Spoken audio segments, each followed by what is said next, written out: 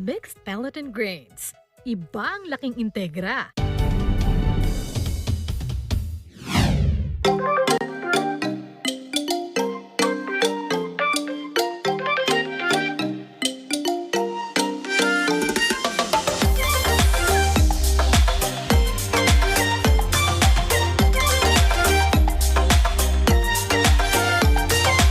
Maraming mga entrepreneurs din na maliliit, maraming small businesses. So ang nagiging problema sa iba, siyempre lalo na pag big businesses, nawawalan ng pagkakakitaan o there are lesser opportunities for small businesses and entrepreneurs.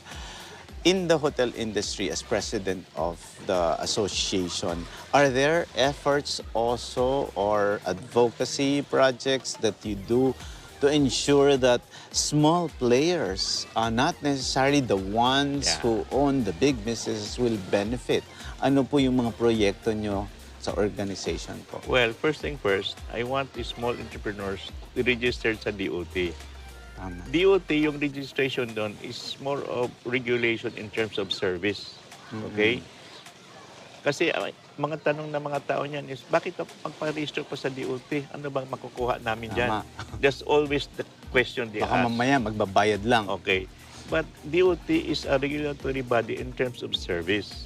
We are in the tourism industry, so kailangan natin servisyo sa mga turista natin standardized level. Diba? So yun ang encourage ko sa mga tao. Now, on my part here sa Mudala, I enjoin those people na mga store entrepreneurs to display their goods at the strip mall. I do not charge them. Wow. Maliit lang na bagay yun eh. But they will earn money. That's And right. that will also improve my marketing strategy for more people to come inside because there are sellers of other items there. Diba? So, overall, sa industriya, we have to look now as the tourism is coming back. You have to find ways and, help small entrepreneurs. One help I was able to, one is yung PCO, Pollution Control Officer, because per EMB, one establishment, one PCO. Kung maliit ka na lang, magkailangan ko ng PCO. So I told them, can we not group these people into 5 or 6, then one PCO? And they approve it. Tama. Oh, kasi Diba? that's efficiency. Yes. Why should you have one PCO for a small establishment? So I think they have approved it. So that's one thing also I have to, sa mga small entrepreneurs. What is your outlook of the Bohol tourism industry, and what do you think are the other solutions to the challenges pa? Kasi parang tourism in general is coming back. Nauna pa nga po namin na-feature ang international tourism sa Israel. The moment we stepped in, sabi namin, oh, you're not wearing mask anymore. Parang hindi na daw. So that's good. So that's international tourism. So and then when we came here sa Bohol po, parang hindi na pandemic to Parang wala na. So what's your outlook? Do you think you will be able to achieve pre-pandemic levels in terms of guests and Okay. That's a very good question. Why? Local tourism is really picking up. But I will tell you, it is not enough for the business to really grow. We need international tourism. Recently, Korea have already direct flight to Bohol. Once a week. By July, they will be 4 times a week. I called up my agent in China. He was telling me, sorry, sir, but Chinese people are not yet getting out because China is very strict. So this year, no, sir. Next year, maybe. Europe travels is already okay. Americans travel are already okay. We have balikbayans, we have foreign guests already. So I'm looking at the situation until end of the year. Hopefully, more international travelers will come in because that will increase our revenue here economically sa tourism business. And also how many nights they will stay with us, how many nights they will spend, There is value of the amount of money they spend per day in terms of statistics. So that's what I'm looking at, more international people coming in. So hopefully, that's why we encourage more flights from abroad, direct flying to Bohol. For example, yung Korean, they're coming in. Hopefully, maybe Hong Kong again, but Hong Kong now is still very strict. That's right. Because before, sa pre-pandemic, we have a direct flight from Hong Kong.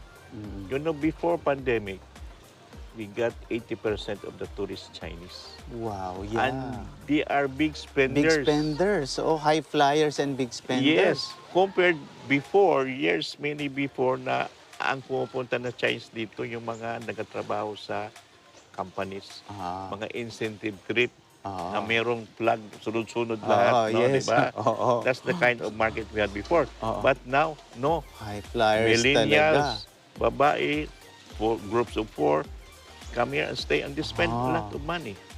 That's the market that we need para masustain I natin yung see. economy. So, ang kailangan nyo dyan, ano din? Parang international marketing din. Yes. Diba? Like, That's why I'm very active also with the DOT, no? Yung Tourism Promotion Board is one that, campaign for international travel. Yes, tama. So, yan ang kulang namin. Yan kailangan i-post namin sa gobyerno. So, I'm looking at the timeline up to December, what will happen. Okay. Then, but I'm very positive. I'm very optimistic that this industry will move forward slowly, but then maybe next year it will depend also the new administration, the new president, how he will push hard for the tourism industry. But you have high hopes? I have, because if you will not think positively, nothing will happen.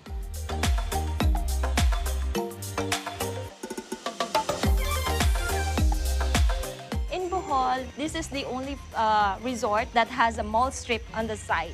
I've heard that this kind of mall doesn't have the, the fashion stores. What is this Not composed yet. of? Yeah, actually not yet, but eventually later on we will have. At the moment, we have restaurants, we have 7-Eleven, and we also have... Very convenient. Yes, it's very convenient for... Yeah, na-mention nga ng general manager namin dito, as much as possible, we wanted our guests to stay and enjoy the facilities that we have inside. here. Yes, that's right. So that they won't go outside. Yeah, it's a still. one-stop shop already. These are all local products. We are offering handmade products. Yes. And it's Souvenirs. all... Yes. Souvenirs para sa ating mga guests na from their tour, parang may nakalimutan sila. At least here, they can still have bits of and pieces of Bohol. So here we have our local products from yun yung sinabi ni Sir Rommel kanina, no, that we are promoting this, or we are helping these people na mga local businesses. They stay with us here, they can sell, but it's totally free. Walang, They do not pay for their place. No. Here. Oh, that's nice. That's nice. That's Yes, nice. especially during pandemic. Yeah, it's actually also a way of promoting local businesses in Bohol. Especially those mga nagsisimula pa lang talaga. Like Miss Syra, the Catalina. This business is like a hobby for them, right? Yes. It's like their passion. And hindi naman, yung mga ganitong maliliit na businesses, hindi siya masyadong binibigyan ng pansin ng like anybody. So, here in Modala, at least, napopromote namin sila through our guests, through our visitors here in the strip mall. Modala helps me to start from the bottom and then here now for almost 2 years po. I would like to say thank you for this opportunity from the start until now. They are giving us a chance to improve more and sana madaming years pa. And then we are also helping them market, no? Promoting them not only here, but also through our social medias, through our website. So whatever we have here, parang kaming lahat, we will grow together because we started here during pandemic. So we will all rise together.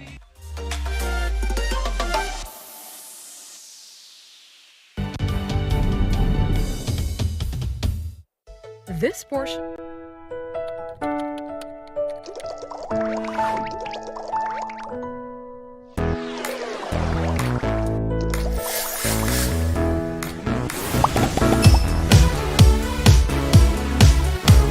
Come on, boy!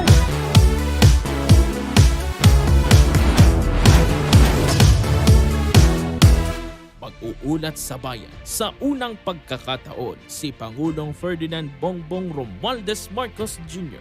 Alamin ang mga ilalahad na polisiya, isusulong na panukala at plano ng Marcos administration sa loob ng 6 na taon. First State of the Nation Address. Mapapanood sa Net25 at mapapakinggan sa Radyo Aguila DZEC 1062 kHz. Abangan din ang aming online updates sa Net25 Facebook, Twitter, YouTube at net25.com. First State of the Nation Address of President Ferdinand Bongbong Marcos Jr. on Net25 coverage. Hindi na makakatiis. Excuse me, Susubukan makilatis. pwede ba tayo mag-usap kahit sandali lang? Magpapain ng pagkain. Tikman mo. Aantayin kung kakain. Hindi kayang kainin ni Yul yan. Masarap talaga ang gejang. Ano ba sikreto mo? Halos lahat naman may tinatago. Kailangan lang natin hanapin kung ano-ano yung mga sikretong yon. Hindi ko makilatis yung mga bagay na mahalaga. Anong ibig mong sabihin? Ang talino mong tao pero kapag si Kim Yul nang nasangkot bumabagsak ang IQ mo? A place in the sun.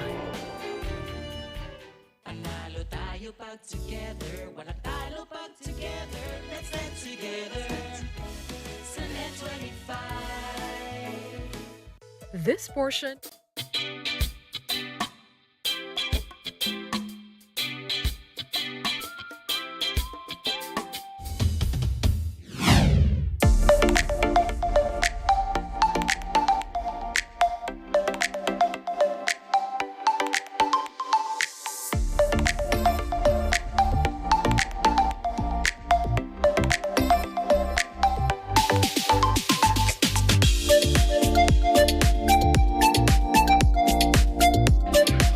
Hi, Mayora. Good afternoon. Good afternoon.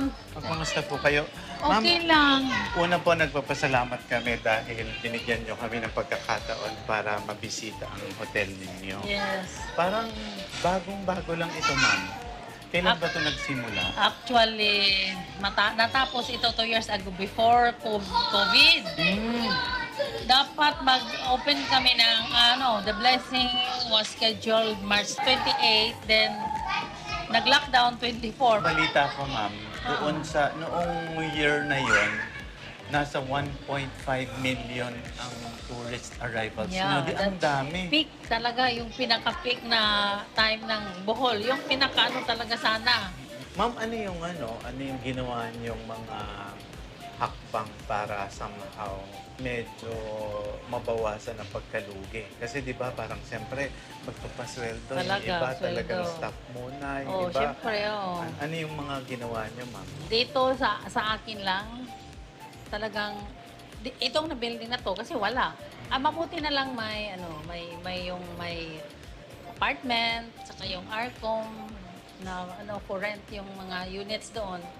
At least doon kami bumabawi. But Pero later, dito, zero talaga. Zero. Kasi walang nangyari dito. Now, ma'am, nakikita namin, nagpipick up na siya, di ba, Mayora? So, kumbaga, parang tingin mo ba babalik na yung dating sigla? Kasi I have been here for 20 years. Kasi may kami doon sa beach talaga, pero lease lang kasi yon. So, nag-transfer kami dito. So, basing on that, parang umaano na talaga siya. Maski, pick up na siya. Although, makita mo, wala pang masyadong foreigners, pero yung local natin talagang umaano sila. Nag-travel talaga ang locals natin. If you can describe this hotel, I noticed may mga bata kanina. Is this a family hotel? Is this for... Sino yung market nyo sa ganito, ma'am? Kasi parang nakita ko, pag napaka-cozy niya. Can you talk about the hotel, the architecture, sino man nag-design? Ikaw ba ang nag-ano niyan? Saan mo kinuha yung mga materials? Kasi parang pag pumasok ka, parang bahay siya na gusto mong mag-relax na. Sige, can you describe, ma'am? Well, I traveled. I took pictures yung mga maski saan-saan, sa US, sa Europe, pinipicturean ko yan. Tapos, makita ko sa magazine na itong design na gusto ko. Can we say, ma'am, na parang this is your brand? This is your personal... Parang self-fulfillment to talaga na makita ko yung gusto kong mangyari na-achieve ko, nagawa ko. Alam mo, Mayora, noong nakita ko siya, parang I didn't see it as a hotel. Parang I saw it as a home. Parang yan. Parang alam mo yun, yung kumbaga tipong, di ba, sa bahay mo, makakapilos. Kaya art homes ang ano ko. Kasi art homes. homes. Parang archive. Homes. I see. Parang ano ko na, parang home siya. So ano ang makikita natin dito, ma'am? Ilang rooms ito? Ilang rooms po ba ito? Ito ground floor. Yung first floor niya, 6 rooms siya. Six rooms. Tapos yung second floor. Second floor, ganun din. So total of how many rooms? 18. Tapos itong PWD na room kasi ano na yan. Ay, maganda rin. May PWD room Oo, ka. ito. Kasi ano na ito, parang ano na nila, parang requirement, dapat may PWD na room. Na accessible lang. Sa ground floor. So ito, palalagyan mo rin sigurado ng internet dyan. Wala nang mag-ano sa'yo pag wala kang internet. Napansin ko, talagang may ano siya. May, anong tawag dyan? Ito yung protocol ng protocol ito kasi sa requirement din ito ng mag-ano ka na ng mayor's permit. So may dapat may dapat, ano na siya, itong mga ganito. Tingin mo ba, ma'am, mas challenging ngayon kasi may mga health and safety? Yes, mas maraming requirements at saka for safety measures naman sa amin at saka yung sa guests talagang although may may vaccine pero ano pa rin. Parang tuloy-tuloy pa rin. Health and safety protocol. Hindi naman mahal ang rates mo, ma'am. Hindi, kasi opening pa to. At saka malayo kami sa beach. Dapat mas affordable. Mas affordable. Walang 2,000. Wala pang 2,000. Yes. Wala pang 2,000 per night. Per night. Dito sa area ko na yan yung... Yung for breakfast sa guests. So parang yan yung dining area. Dining area. So ilan ang naka-accommodate ng dining area mo, ma'am? Yung setting dito is 32 persons. 32 persons. So parang with this, ma'am, parang pwede na dyan yung mga function. Yung small group lang. Which makes it more homey. Diba? Kumbaga, parang like say, if you get together with the family. So, yan ba, ma'am, talaga parang are you family-oriented? Bakit parang ganun ang yung ang ano ko sa in mind na talagang family lang kasi hindi naman ito masyadong malaki yung makaano ka ng malaking group. Basta, lang. Kasi maliit ito, 300 square meters lang. Tapos, ma'am, parang yung interior design nito, parang ikaw na rin ang interior design.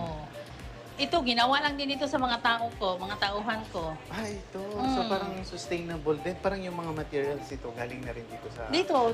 Ginawa ng ng carpenter ko. So, mga ilan, ma'am, ang ini-employ mo ng mga tao sa paggawa nito, marami. Yung gumawa ng building. Pero ngayon, one attendant, room attendant lang in each floor. Tsaka iba na yung sa laundry, gano'n. Kanyari yung guest pumunta dito, what is that experience that they can get when they go to our homes? Ano yung kakaiba sa pagpumunta yung bisita dito we make sure na we will give them the best na mabigay namin na like room service na yung number 1 is cleanliness ng room talaga ang inano. Number 1 yan. Yung CR, yung gano'n talaga, yung mga things like that na yung plants talaga, ayokong wala akong makitang plants parang na Tsaka isa pa yun naman napansin ko, yung mga plants mo, parang all natural, parang tropical siya. Is that also your idea? These are all my yung pinaano ko talaga. Sa bahay, galing ito sa bahay. Dala-dala ko na lang dito. Dumarami na yung mga foreign tourists din. Oo. Kasi, di ba, may mga ano daw po yata kayo, may direct flights from Oo, Korea. from Korea. So, do you think that is also a market that you can cater? Yes, I'm sure of that because I have friends from the travel agencies. Now they are coming back. And just yesterday, may nag-rent din sa apartment namin na travel agency. So i-tie up ko to. So far, ma'am, you've traveled cities Yes, in the yes. world. What is it the Philippines has or the Bohol has that you can Yeah, find yeah. in any other country? The warmth of the Boholanos. Friendly, we're friendly people, the Boholanos, and to the point that they just ask one question and the Boholanos, more. They will answer more of the inquiries, yes, and we will really help them.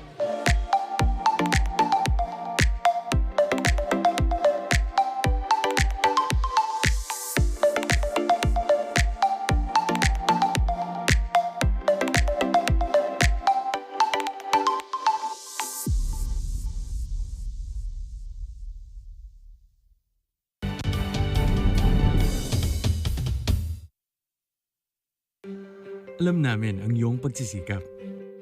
Dama namin ang iyong mga sakripisyo. Kita namin ang pagharap mo sa bawat pagsubok. Kaya sa kabila ng mga hamon ng buhay, nandito kami para umalalay. Kasi katulad mo, gusto rin namin ang magandang bukas para sa kanya. Hatid namin ang dekalidad na edukasyon at makabagong pasilidad sa abot kayang halaga. Kaya huwag ka na mangamba. Sasamahan ka namin tuparin ang mga pangarap niya.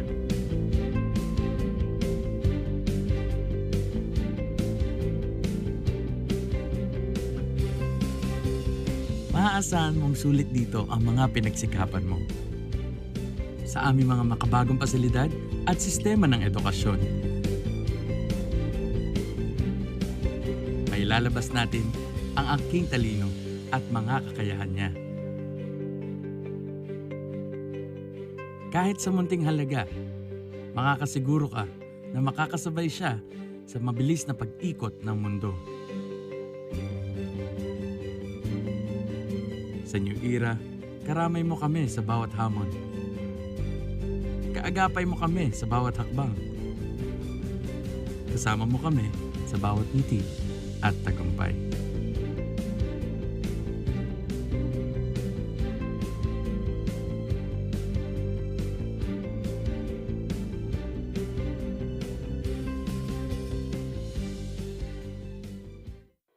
Sa Hulyo 25, mag-uulat sa bayan. Sa unang pagkakataon, si Pangulong Ferdinand Bongbong Romualdez Marcos Jr. Alamin ang mga ilalahad na polisiya, isusulong na panukala at plano ng Marcos administration sa loob ng 6 na taon. First State of the Nation Address. Mapapanood sa Net25 at mapapakinggan sa Radyo Aguila DZEC 1062 kHz. Abangan din ang aming online updates sa Net25 Facebook, Twitter, YouTube at net25.com. First State of the Nation Address of President Ferdinand Bongbong Marcos Jr. on Net25 coverage.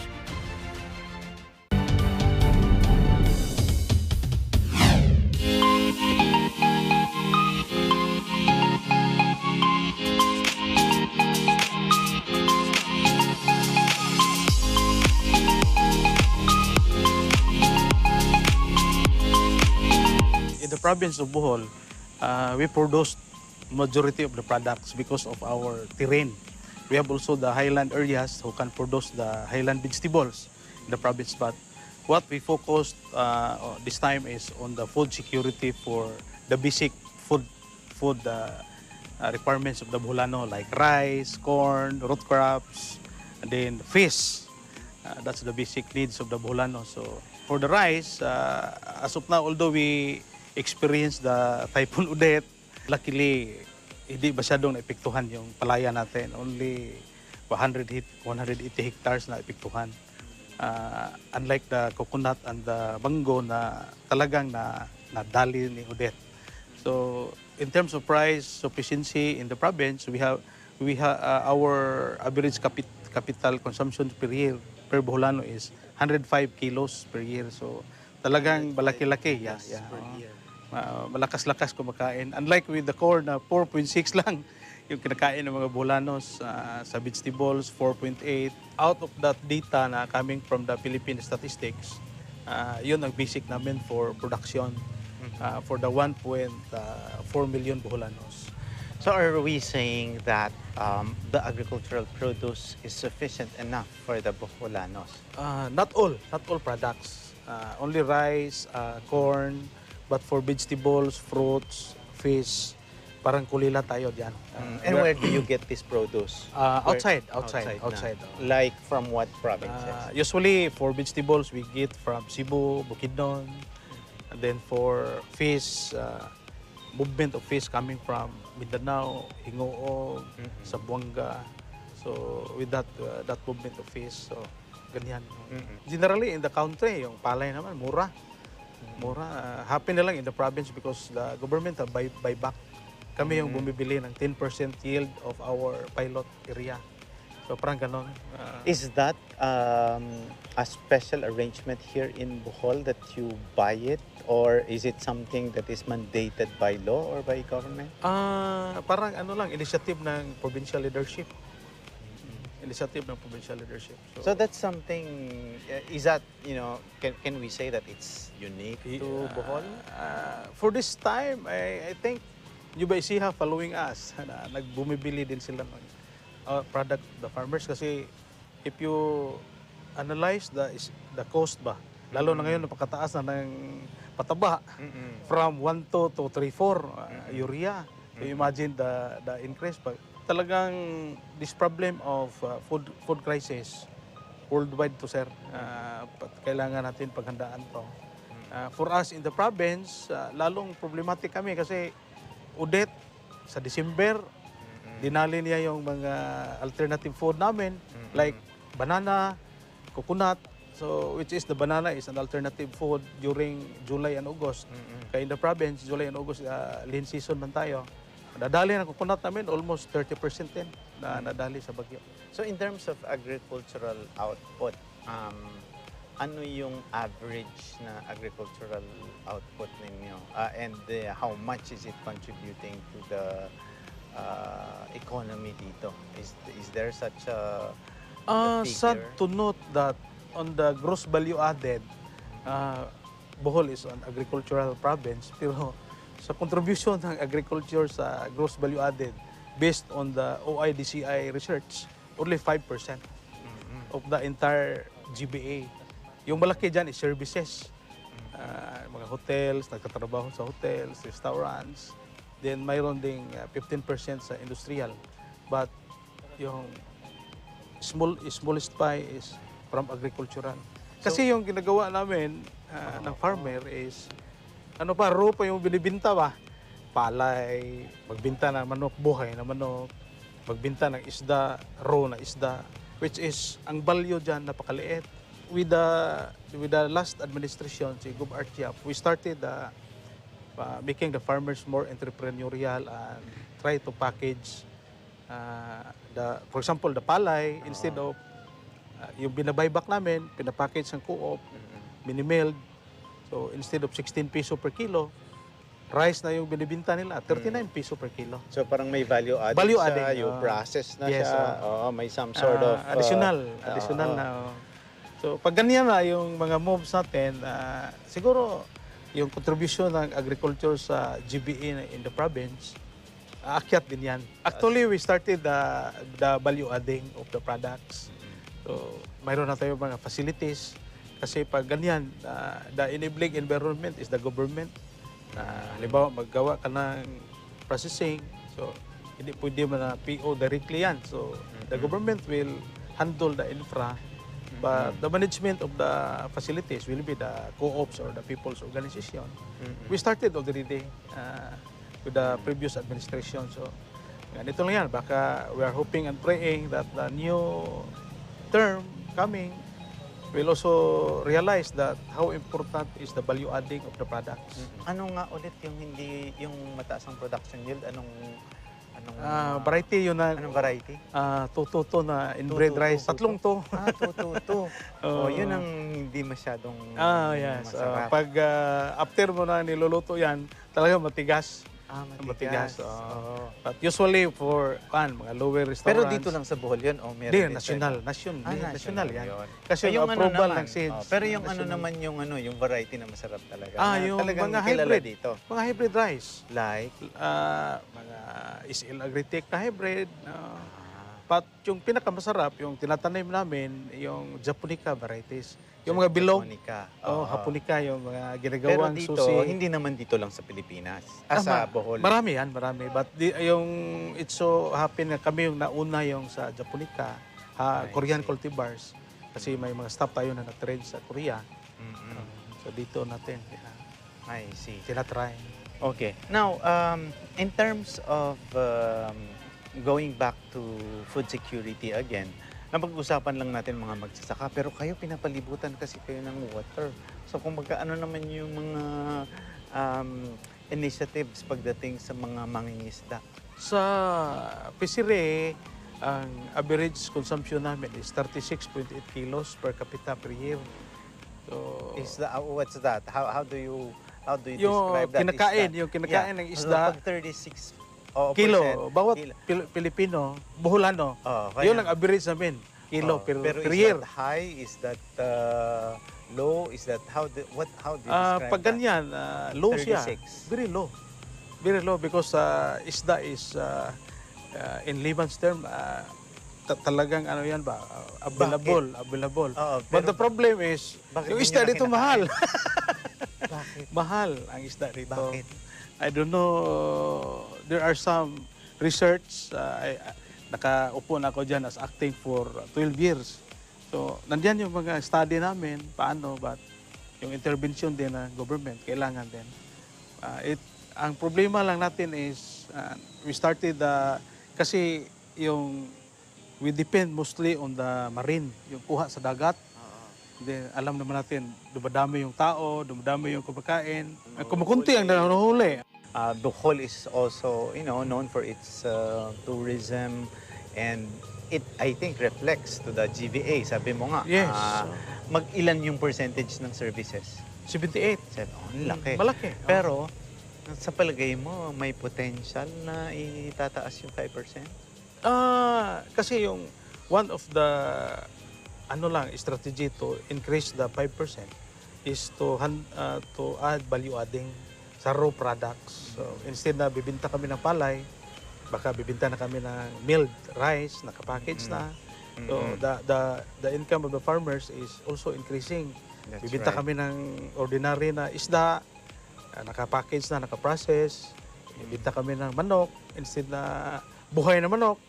So nakaprocess na, nakapackage. Kasi yung basihan mo ng GBA is yung value of your product. Buhay na manok is 180 per kilo. Pag inihaw mo na yan, pinapackage mo na, nilagay lang sa cellophane, 390 to 400 na. So imagine the gap of the value of the see. product. So it's really that. The key, the main strategy is value adding. Value adding. Pero, meron din ba kayong initiatives like, say, Bohol, selling to other areas? What is that product, agricultural produce of Bohol? We have also highland vegetables. We have an investor. Meron kaming above 800 level, 800 meters above sea level. So, mayroon tayong investment group na nag-handle doon. So, kanilang product, binibinta din sa Cebu, yung gaya ng mga product sa Baguio. Ganon. I see. Litos, mga ganyan. We just look on the basics sir, that we have the value chain. Alam naman natin yung value chain, production, sa processing, sa marketing, sa post-harvest, feedback, babalik ulit yan sa production.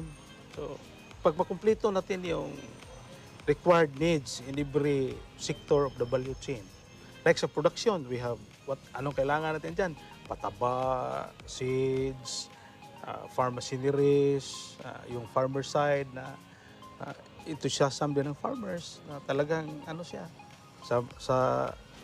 Dito ngayon, yung per capita namin is per hectare sa lupa is 0.6 hectares lang. So we need clustering of farms. We need clustering. So nandiyan na yan. We presented that to the leaders. Ano yung problema natin sa bawat value chain.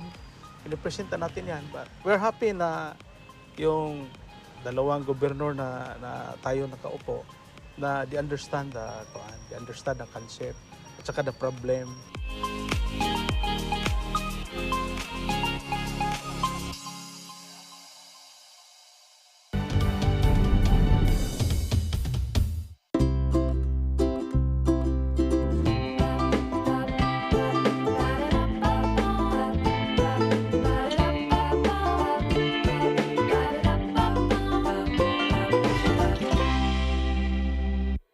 Sa Hulyo 25, mag-uulat sa bayan. Sa unang pagkakataon, si Pangulong Ferdinand Bongbong Romualdez Marcos Jr. alamin ang mga ilalahad na polisiya, isusulong na panukala at plano ng Marcos administration sa loob ng 6 na taon. First State of the Nation Address. Mapapanood sa Net25 at mapapakinggan sa Radyo Agila DZEC 1062 kHz. Abangan din ang aming online updates sa Net25 Facebook, Twitter, YouTube at net25.com. First State of the Nation Address of President Ferdinand Bongbong Marcos Jr. on Net25 coverage. Inamin sa'yo ng mama ko na gawa-gawa niya lang ang pagkidnap sa kanya. Oo. Wala akong sapat na ebidensya para imbestigahan ang mama mo. Susubukan ko ring maghanap. Sabihin mo ako pag may nalaman ka na. Sige, deal natin yan. Walang kasunduan ng imposible. Lumayo ka sa kapatid ko! Lumayo ka kay Nico! Ano? Tama yon. Simula na makilala ka niya, gumulo na ang buhay niya. Kung talagang mahal mo siya, huwag ka na makapagkita sa kanya. Gumawa tayo ng deal. Walang kasunduan ang permanente. Gagawin ko ang lahat ng gusto mo. Lahat ng gusto ko. Babaguhin ko ang ihip ng hangin. Ang akala mong kakampi, iiwan ka pala sa ere. Palabra de Amor. Panalo tayo pag together, walang talo pag together. Let's stand together sa Net25.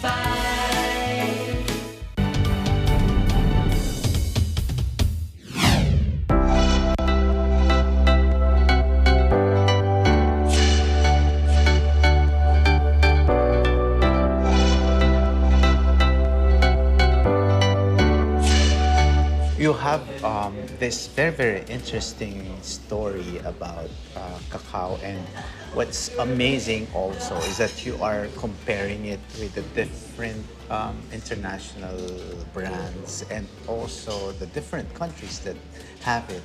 And here you are creating the identity of the Philippine cacao. Yes. Is this something that you have planned already, and what is your vision of this project? Oh, back 2013 when I was interviewed one of the journalists, that is my first interview. It was a national TV. They asked me, what is the vision? Honestly, I don't know what is vision because mission and vision of the company. I'm a housewife. I didn't study college, so I didn't know what's going on. But then when I asked, what is vision? Because she asked me that same question, vision and mission. I said, what is that? And then she asked me that, oh, Raquel, it's like, what's your dream? My vision, my dream is that I want to tell to the whole world when I discover that cacao is the main ingredient of chocolate.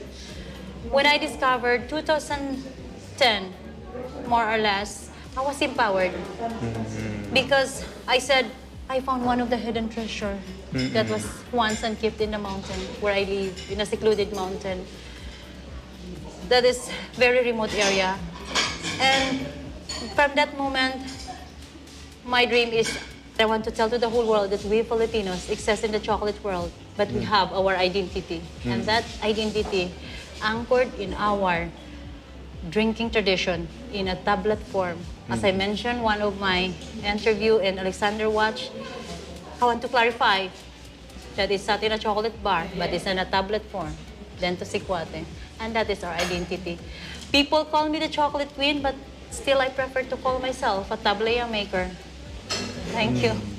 Okay, you're so humble. We know that, you know, around the world, there's a lot of different brands of Yes. chocolate. So Yes. how do you think this special brand of Philippine chocolate will compete in the market? What is it Wow. that we have, you know, that is so unique that people should really taste it? There's a story behind of our chocolate. We planted cacao. That's why the slogan is chocolate from the land to the brand to life. What makes it unique? Tayo yung nagtatanim. It is from the land, and there's a people who toil the land. And that is the farmers who once live in the mountain. And thank you, that is very, very strong message that our cacao, tayo yung nagtatanim. How many people do you think are you helping with your vision, with your dream, and you go back to your roots? That's very admirable. You go back to your roots and feature them, and you look back to the hard work of your parents. I like how you question very deep. Sorry, I like the question. So, how many people Wow. would you think will be provided livelihood from this Wow. project? Well, of course, I believe that it's beyond livelihood. It's beyond because, well, of course, the farmers, their families. But when I said it's beyond, because cacao as well, we possession our tablea as well. We possession beyond the drinking tradition, but we also possession into wellness. For me, it's more on the wellness that, well, of course, other than helping job or finances, it's food security. Yes, and of course, since cacao, ang impact po ng cacao, if we drink cacao, nandyan ang lahat. Merong fats, good fat, merong carbohydrates. So kahit isang tasa ng cacao, pwede na tayo hindi kakain ng whatever.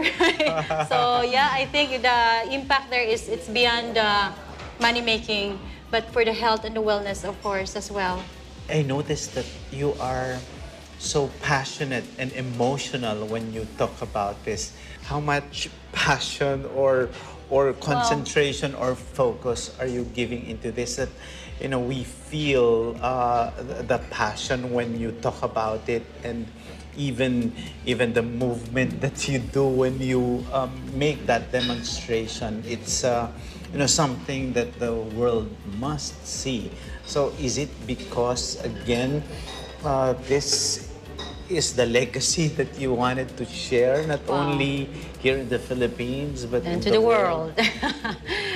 Yes, because this is how I always shared, especially my first appearance to the public when I became a speaker of TEDx in TED Talk Chiang Mai 2016. This is how I said that my chocolate journey and my life journey is inseparable.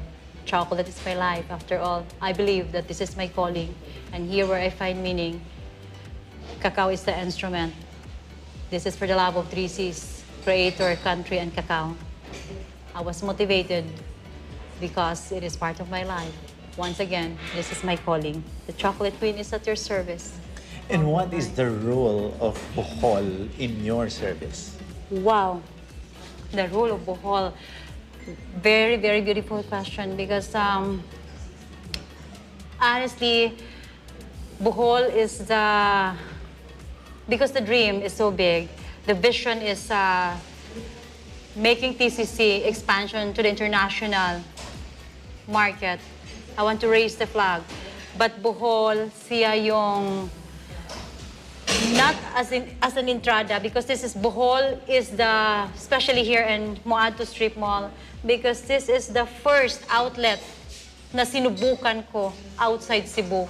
And I think Bohol, this is also a good sign because I'm quite emotional because pandemic time, TCC of course has a challenge, and then still I have the courage, and I didn't know much on if Bohol will welcome me, the community, but when you arrive here, I know that you noticed there's a long table there. They're the first as well. Of course, I really saw the people in Bohol embrace, welcome me, and in fact, Bohol outlet is the one in terms of surviving because I have 3 outlets, and that time, medyo hindi pa ganun ang Cebu ang 2 outlet, nagbalik ang tourism, but Bohol, the impact of the business, siya yung namin ang source ng, well, of course, funding because ang daming in-embrace ako ng Bohol, the local market, the community, they supported Dubai, and the nice thing is Bohol are aware also on tradition drinking, sikwate, and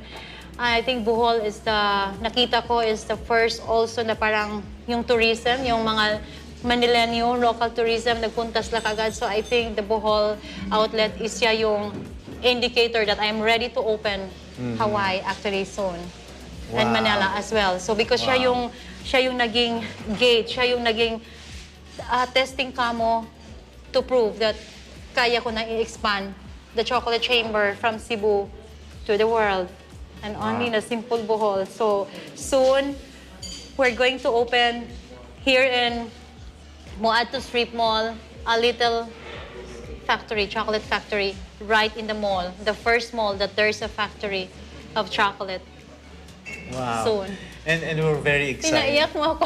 Sorry. I didn't know because, I came here, honestly, I'm not saying that not because of you guys, but I'm so honored because when Agnes told me that, Mom, are you okay to interview? Yes, because that's my dream. I want to tell to the whole world. I came here because I want to, during the Independence Day, nilaunch ko yung Asinfully chocolate. And I came here because, of course, the turnover of the project and a very special supporters, client that became my family and friends in Bohol, pina-experience ko sila sa Asinfully chocolate.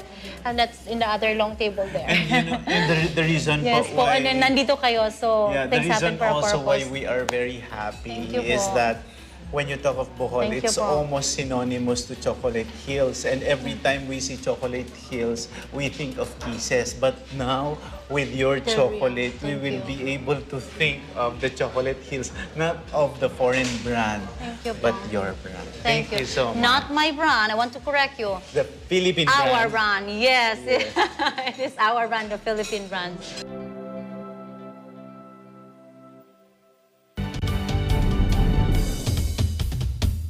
Pilipinas at saan mang panig ng mundo, ihanda na ang shopping list nyo dahil narito na ang online shopping show kung saan ang hanap nyo, meron dito. Narito na ang Shopping All the Way with Jojo A. Eat na hit? We have it! May sayawan, tawanan, pati na iyakan. Pati pets nyo mag-i-enjoy dito. But wait, there's more. Dahil pati celebrity sellers, makikipag-online selling din. At hindi lang yan, dahil may chance kayong makabili ng collectible items mula sa inyong mga paboritong artista. Kaya what are you waiting for? Add to cart na! Shopping All the Way with Jojo A. Opening soon sa Net25.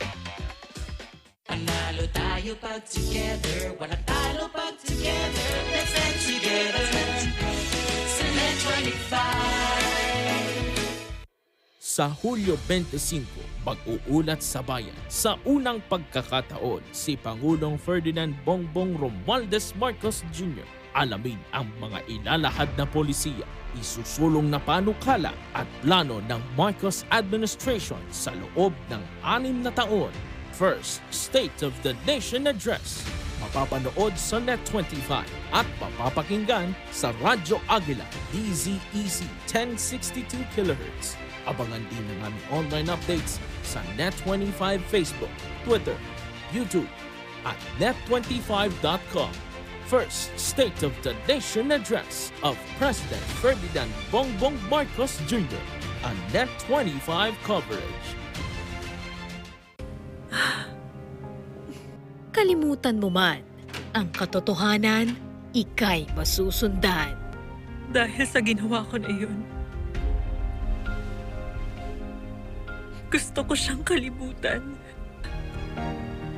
Magpakasal na tayo.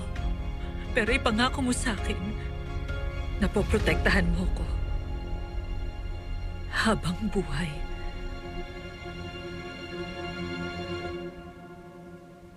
Junseo.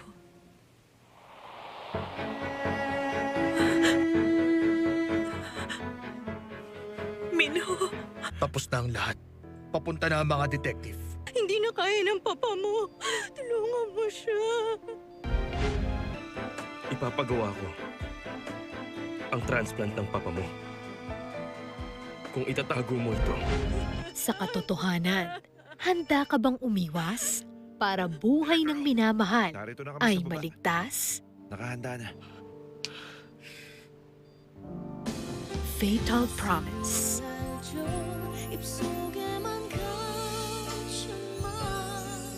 Panalo tayo pag together, walang talo pag together. Let's stand together. Sa Net 25.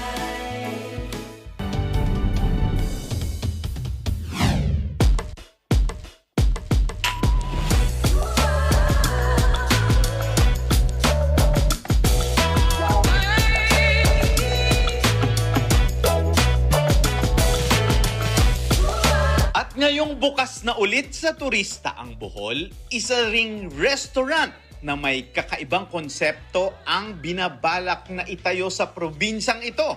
Yan ang Embrace Cafe, now expanding to Bohol, its first in the Visayas. Bukod sa masasarap na pagkain, ang Embrace Cafe ay isang advokasya na yumayakap sa isang sektor ng ating lipunan dahil karamihan sa staff ng Embrace Cafe ay differently abled persons or DAP, mga kababayan nating may kapansanan. Through the cafe, the deaf and mute can hone their skills, fire up their passion in the kitchen, or interact with customers serving their food. In a society where the call for inclusion is getting louder, we applaud corporate social responsibility projects like the Embrace Cafe for stepping up to be different from the rest. More than the delicious food it provides, it also nourishes the dignity of everyone who walks into the cafe, whether as a diner or staff, serving to inspire others to make and embrace that difference. So when in Bohol, be sure to watch out for Embrace Cafe as it will be soon open for business. Abangan natin yan at siguradong sa programang Open for Business, una nating malalaman at meron din tayong babalikan.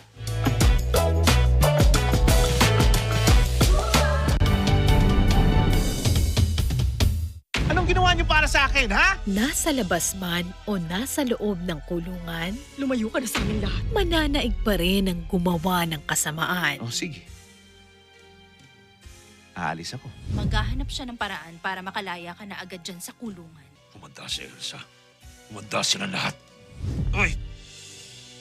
May racket tayo. Bangon. Racket? Magtatrabahuin kita ng gusto. Yerson?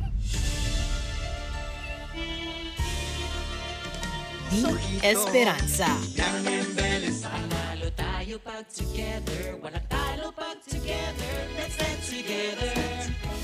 Sa Net 25. Sa Hulyo 25, mag-uulat sa bayan. Sa unang pagkakataon, si Pangulong Ferdinand Bongbong Romualdez Marcos Jr. Alamin ang mga ilalahad na polisiya, isusulong na panukala at plano ng Marcos administration sa loob ng 6 na taon.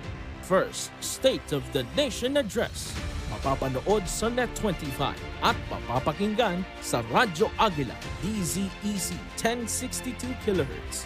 Abangan din ang aming online updates sa Net25 Facebook, Twitter, YouTube at net25.com. First State of the Nation Address of President Ferdinand Bongbong Marcos Jr. on Net25 coverage. Hindi na makakatiis. Excuse me. Susubukan makilatis. Pwede ba tayo mag-usap kahit sandali lang? Magpapain ng pagkain. Tikman mo. Aantayin kung kakain. Hindi kayang kainin ni Yul yan. Masarap talaga ang gejang. Ano ba sikreto mo? Halos lahat naman may tinatago. Kailangan lang natin hanapin kung ano-ano yung mga sikretong yon. Hindi ko makilatis yung mga bagay na mahalaga. Anong ibig mong sabihin? Ang talino mong tao pero kapag si Kim Yul na ang nasangkot, bumabagsak ang IQ mo?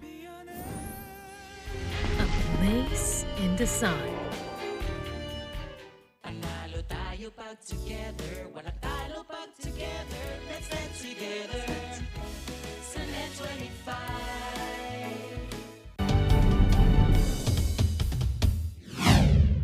Bohol is truly a place of wonder. Mula sa paglapag sa first eco airport in the country, ang Bohol Panglao International Airport, sa mga world-class resorts at impressive facilities ng Modala Beach Resort, Eskaya Beach Resort and Spa, Blue Water Panglao Beach Resort, hanggang sa pagtuklas ng mga solusyon sa problema ng tubig sa ikabubuti ng komunidad at ikauunlad ng turismo. Bohol, you gave us great memories to last a lifetime. Truly an ultimate Bohol experience. Maraming salamat sa Bohol Tourism Office at sa lahat ng mga Boholanos. At maraming salamat sa isang oras na namang pagsama ninyo sa amin upang tunghayan ang isang makabuluhang usapan ukol sa negosyo at turismo dito sa Open for Business. Hanggang sa susunod na linggo, samahan nyo kaming muli dito sa Open for Business. Catch us too on Facebook and YouTube. Like and subscribe on our social media page at Net25 TV. We will bring you more insights from industry experts, thought leaders, CEOs, and featured SMEs. Together, let us help encourage tourism and business development in the Philippines. Sharpen your business acumen, feel the pulse, and set the trend for as long as you are informed and open for business. Ako po, si Cesar Vallejos.